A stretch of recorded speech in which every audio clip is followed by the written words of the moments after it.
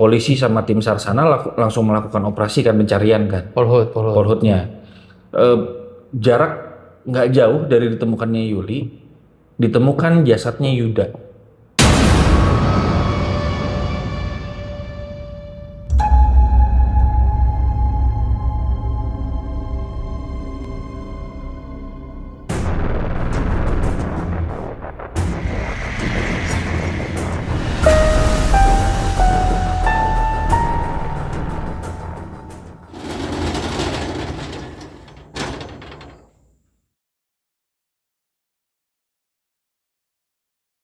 Assalamualaikum.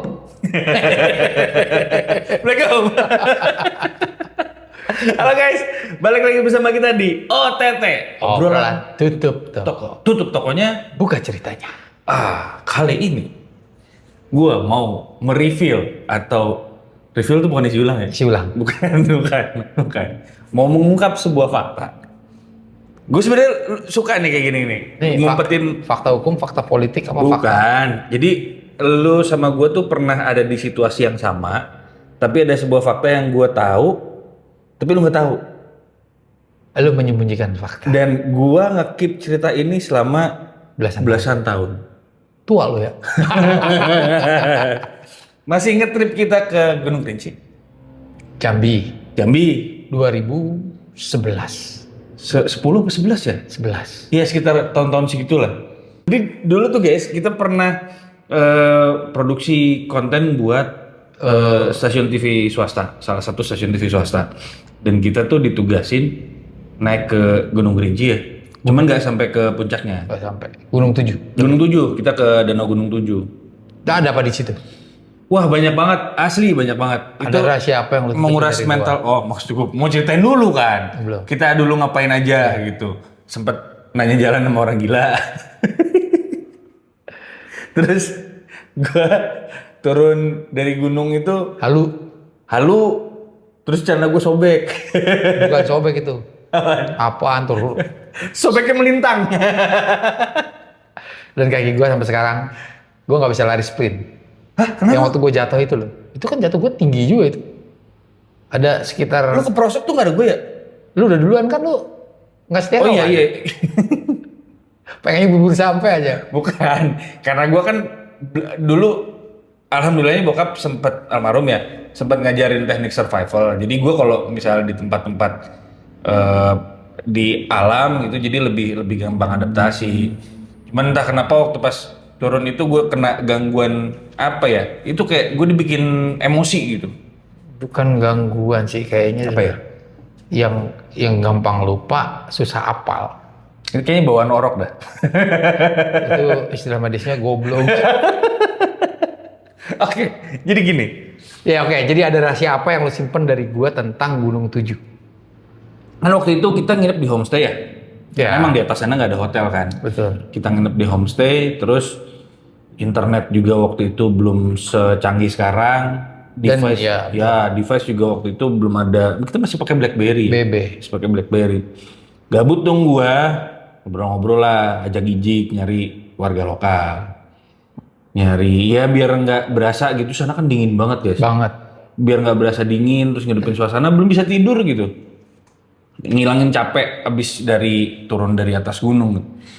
Ngobrol lah gue sama warga setempat. Terus ada Pak Polhut juga. Masih inget? Danuri. Pak Darius. Oke, lanjut.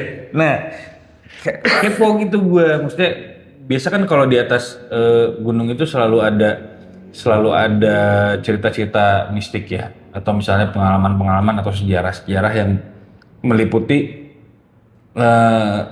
gunung itu. Nah, kepo lah gue nanya, Bang, sebenarnya kalau Gunung Kerinci ini termasuk keramat nggak sih? Gitu awalnya.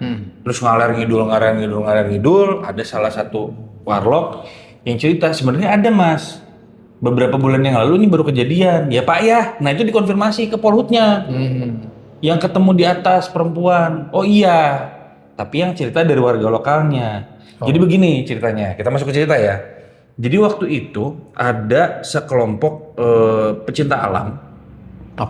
Mapala dari Jakarta.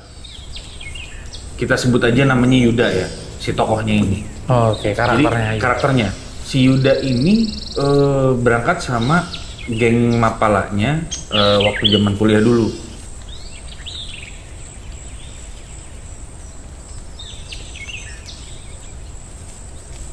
Tapi sebenarnya Yuda ini latar belakangnya sudah pekerja entry level lah. Yuda tinggal di Jakarta, tapi beberapa teman-teman lain itu udah terpisah tinggal di beberapa kota. Jadi mereka emang sengaja Reuni lah. reunian mau naik ke atas Gunung Kerinci. Betul.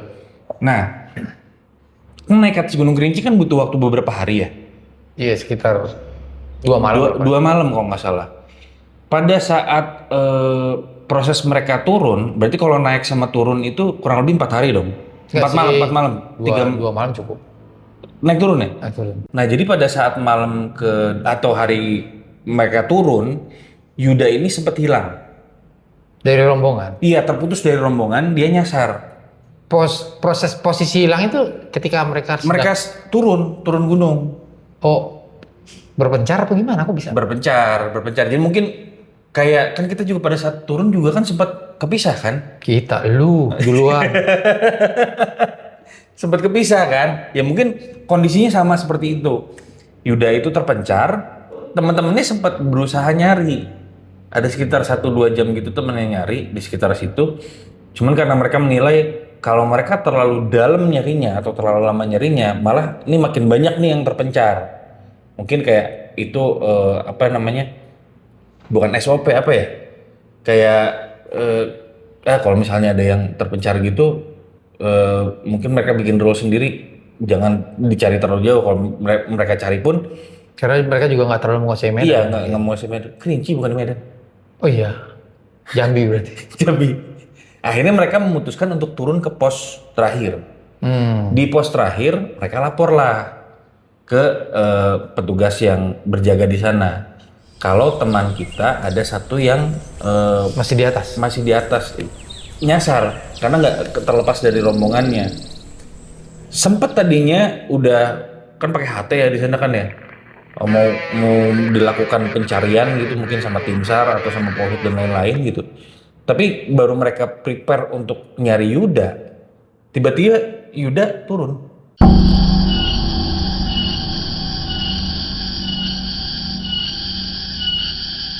Oh, berarti bukan nyasar, memang dia mungkin Terpisah aja kayaknya. terpisah. Nah, cuman ada yang aneh nih.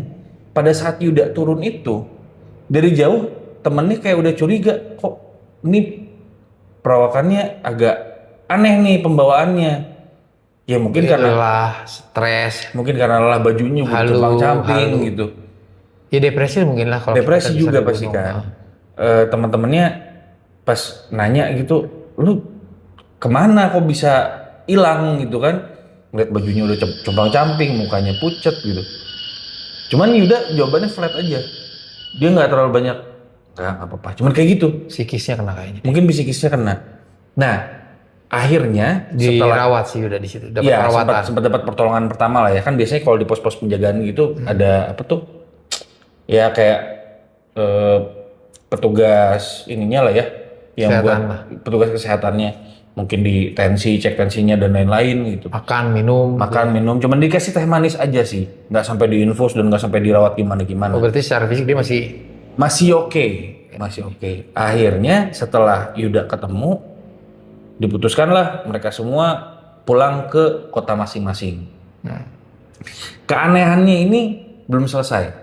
Jadi begitu Yuda pulang ke rumahnya di Jakarta, Yuda ini FYI dia ini seorang yatim ya, yang udah nggak punya bapak kan yatim. Jadi dia tinggal cuman sama ibunya, sama adik perempuannya. Sebut aja adik perempuannya ini namanya Yuli. Yuda dan Yuli. Biar gampang. Hari demi hari Yuda pada saat dia sudah pulang di rumahnya itu gelagatnya keterusan nih gelagat anehnya.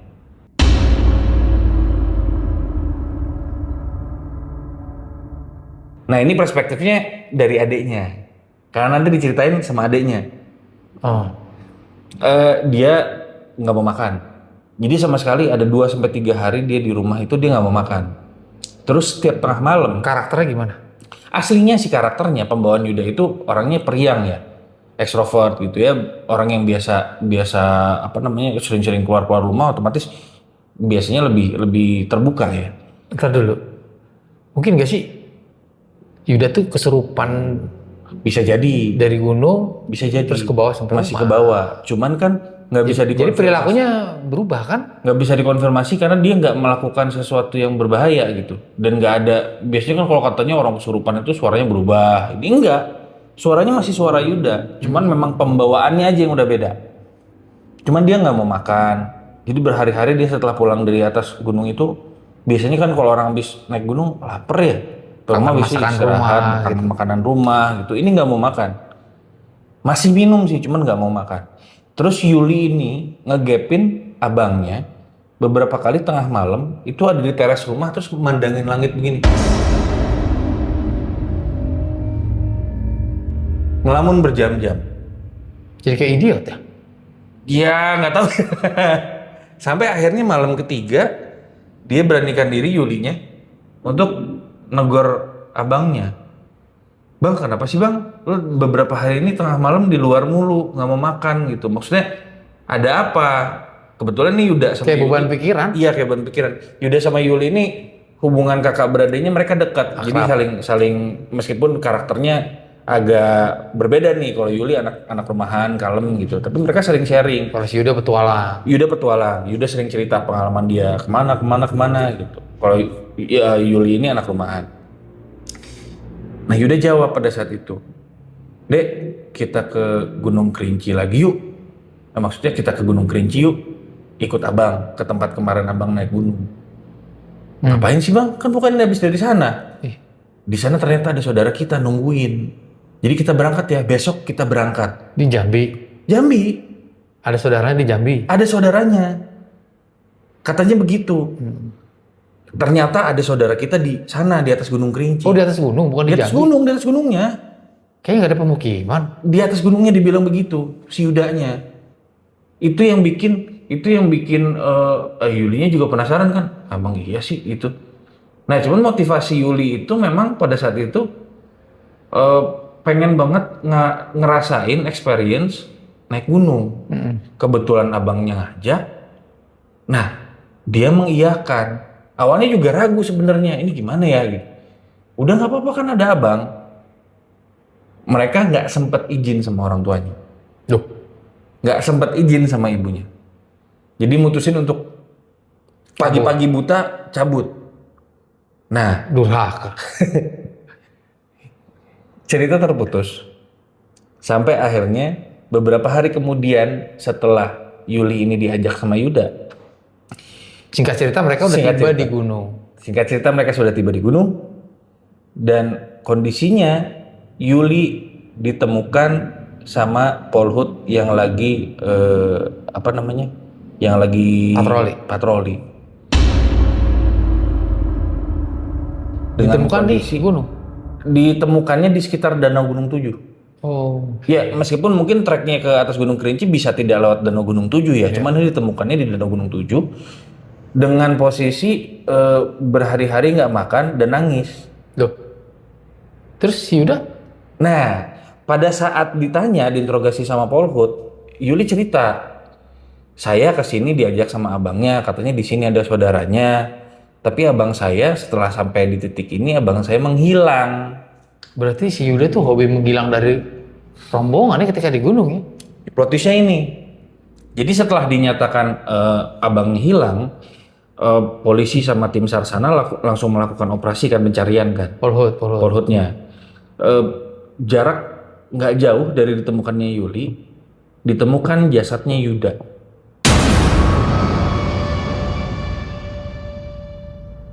Berarti Di bawah. ketika dia meninggalkan Yuli, dia kecelakaan. Mungkin. Tapi ternyata ya Yuda ini posisinya temukannya di bawah lereng ya. Ditemukan di posisi di bawah lereng, di bawah lembah gitu. Yang anehnya dia ditemukan dengan kondisi sudah meninggal agak lama dan dia mengenakan baju yang waktu hilang dia pertama kali, ingat ya? Oh, yang terpencar sama temennya. Identifikasinya jenazahnya udah berapa lama di situ? Katanya lebih dari 2 minggu. Oh, berarti Dia meninggal 2 minggu yang lalu. Iya. Nah ini kan berarti jadi, Yang pulang ke rumah? nah itu dia, sempat di kalangan tetangganya itu ada desas, itu mah yang pulang bukan Yuda. Yuda nih, karena memang berita ini sempat santer nih, sempat masuk media juga. Mungkin kalian kalau mau cek ada nih seorang Mapala yang meninggal di Kerinci. Oh. Dan kemarin kan juga 2000 berapa juga sempat ada juga kan yang tersesat dan meninggal juga di sana. Iya. Nah ini kalau ini kasusnya berarti dari tahun 2000 sebelum tahun 2010, karena kan kita 2010-2011 ke sana kan. Mungkin gak sih itu arwahnya si Yuda yang pulang, terus dia minta pertolongan sama adeknya bahwa jasad saudara lu itu ada di... Bisa jadi, karena sebenarnya dia ngekluin untuk dicarikan jasadnya abangnya. Pantesan nggak mau Di makan. atas. Pantesan nggak mau makan. Pantesan nggak Dan banyak pantas ngomong. dia cluenya itu di atas ada saudara kita loh. Mungkin maksudnya adalah ya saudaranya Yulian, ya Yuda. Jadi ada ya kejadian-kejadian makhluk-makhluk yang udah makhluk astral gitu minta pertolongan sama makhluk yang kasat mata gitu. Tapi bisa jadi itu bukan Yuda. Ya kemungkinan sih bukan karena Bisa jadi itu bukan. jasadnya itu ditemukan forensik ya bahwa dia udah meninggal 2 minggu yang lalu. Minggu yang lalu. Ya itu saat terpisah sama rombongan pertamanya. Itu sih udah bisa dipastikan yang pulang bukan Yuda. Iya. Soket. Hai. Itulah yang gua keep, karena kan waktu pas posisi itu kan kalian sudah terlelap tidur ya. Gua masih begadang tuh ngobrol sama warga lokal. Emang kalau kita lihat cerita-cerita pendakian tuh banyak misteri-misterinya gitu loh. Jadi kalau kalian Mapala pendaki yang punya pengalaman-pengalaman supranatural, boleh dikirim ke kita. Iya. Nanti kita gantian naik gunung. Nggak ada. Makasih. Dulu kita kenapa sih mau naik gunung itu? Lu aja sama keluarga lu. Oke guys. Sampai di Menurut sini. kalian gimana cerita tadi? Serem apa enggak ya? Nah, Boleh di komentar. komen, like, share juga ke teman-teman kalian yang Mapala juga. Siapa tahu ada yang punya pengalaman naik ke Gunung Kerinci. Ya. Coba buat konfirmasi, dikirim bener nggak sih di atas Gunung Kerinci pernah ada kejadian itu dulu kala gitu. Sekitar 15 tahun yang lalu ya. Kita 15 tahun yang lalu. Jangan lupa subrek. Subrek. Saksikan terus. Oh, di next episode. Just.